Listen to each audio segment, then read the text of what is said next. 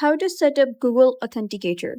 Hello guys and welcome back to the channel. In this video, I'm going to give you a fast and simple guide to set up Google Authenticator on iOS, Android, or your computer.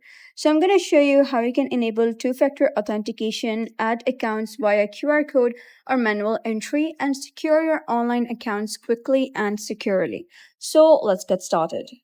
So first, we'll start by explaining what Google Authenticator actually is, why you might want to use it, and how it works. Then we'll cover how to set it up step by step with a clear example using, let's say, Gmail. I'll also show you how to remove Authenticator if you don't need it anymore, how to move your codes to a new phone, and finally, I'll talk about some great alternatives if you decide you'd rather use a different app or security method.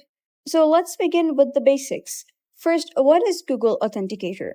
Google Authenticator is a free app that helps protect your online accounts from being hacked. Think of it as an extra security layer on top of your password. Instead of just typing in your password when you log in, you'll also be asked to enter a short code that only appears on your phone. These codes refresh every 30 seconds and are unique to you.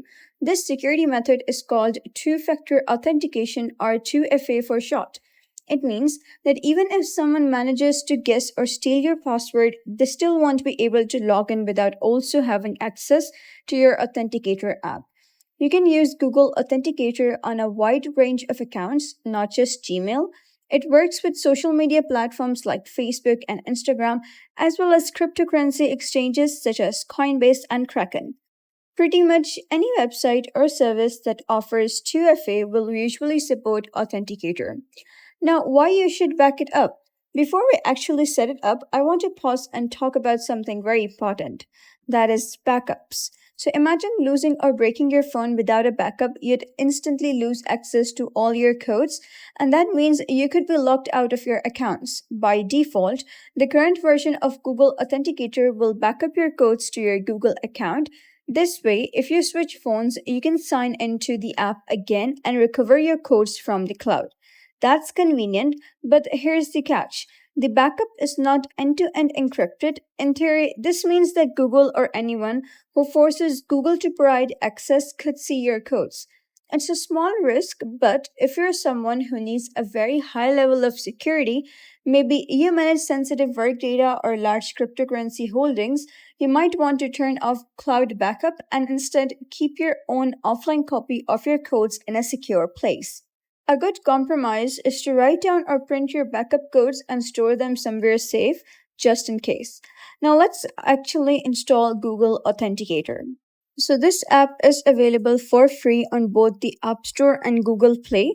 So simply just search for Google Authenticator, and this is the application.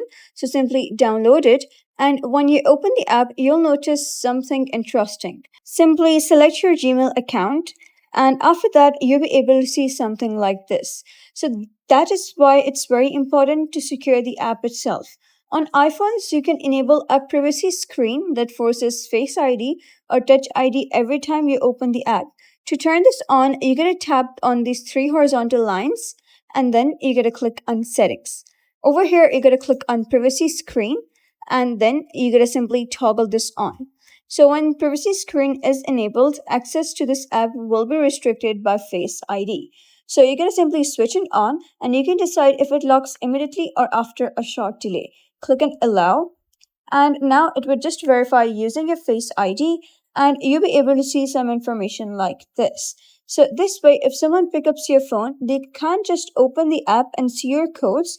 When you first install it, your account list will be empty. You'll add accounts one by one, and each will generate its own code. So you can see here is no account here right now.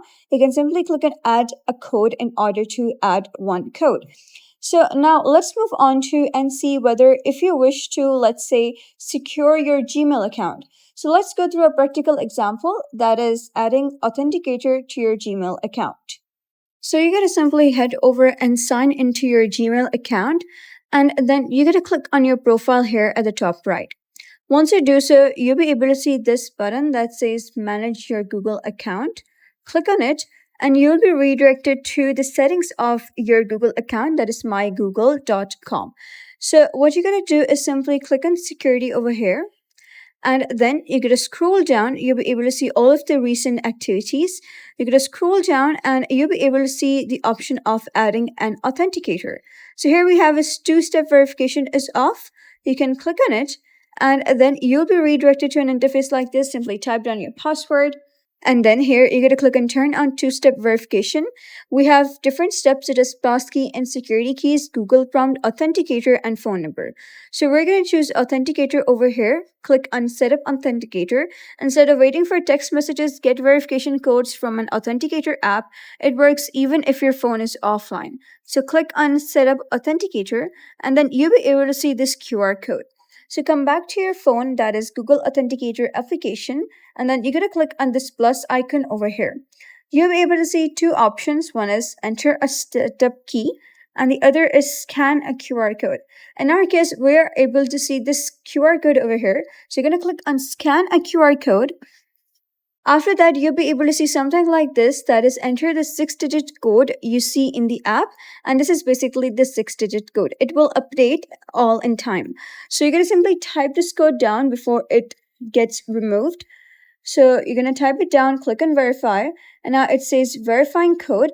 Authenticator app has been set up. So this code will change every 30 seconds so that you'll have a new code, and so that no person can use your code in order to gain access to any of your sensitive information. And now you can see that an authenticator app has been added to your Google account. Now, whenever you try to sign into your Google account, they will ask you for verification. So just like that, whenever you try to sign into your Gmail account, they will ask you for these security codes. So you're going to simply type down the code that you have on your screen that time, and you'll be granted access. So what if you decide later that you don't want to use the authenticator anymore? So to remove it is very simple. You can simply head over to manage your Google account again, and then head over to security just like that, and then scroll down till you find the option of your Google Authenticator. So you'll be able to see this over here, that is two-step verification, and here is authenticator. You can simply click on authenticator, and then you will be redirected to an interface like this that would have the information about your authenticator app.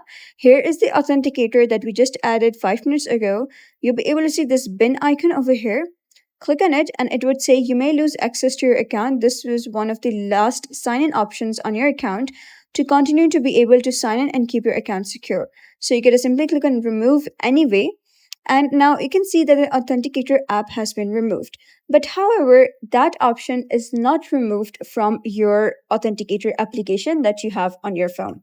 So if you wish to remove it from phone, it is also pretty simple.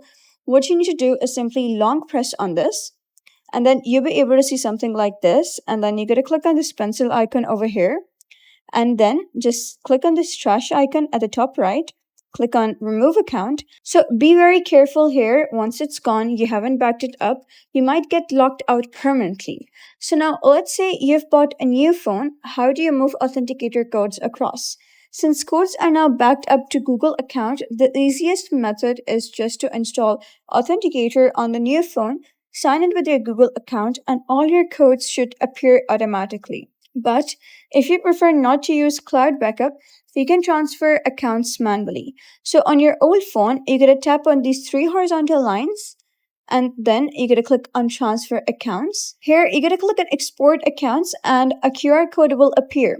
So on your new phone, you're going to head over, download the authenticator, open the authenticator, and also just follow the simple steps such as transfer accounts. And then, but on your new phone, you're going to click on import accounts and scan the QR code. Once this transfer is successful, you can remove the codes from the old phone, but always double check that they work on the new device before deleting anything. So while Google Authenticator is one of the most popular options, it's not the only one. Here are a few alternatives worth considering. First, we have is Authy. So it is very similar to Google Authenticator, but it has one big advantage. Encrypted backups and easy multi-device sync is one of the most recommended alternatives. And then we have is Microsoft Authenticator.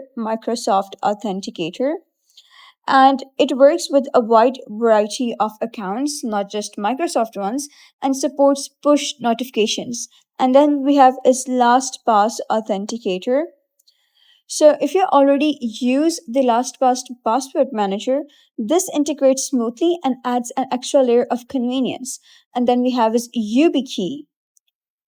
So if you'd rather avoid apps altogether, this is a small hardware key that plugs into your phone or computer. It's one of the strongest forms of 2FA because the physical device has to be present. So that's the full walkthrough of Google Authenticator, what it is and how it works, how to set it up, backups and transfers, removing it if necessary, and even some solid alternatives. So, adding an extra step to your login process might feel inconvenient at first, but the protection you gain is absolutely worth it.